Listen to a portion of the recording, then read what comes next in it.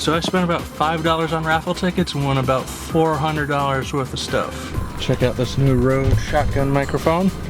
I'm talking into it straight now, rotate it, and now it's facing away from me. He's won 2 rounds already. Will she be able to maintain the championship? She's just hoping she doesn't have another accident. I'll just do like the whole thing. It's your boy, YouTuber Raj, you're filming Sarah.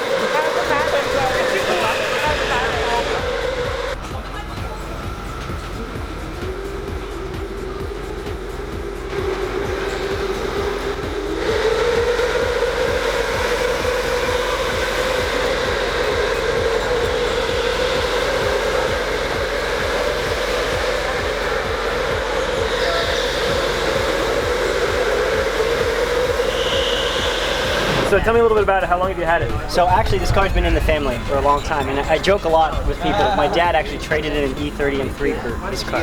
Oh wow. So he admits it's just one of his bigger financial mistakes. But I mean, anyways, the car was in the family from brand new. Basically, when I got it, it wasn't running at all.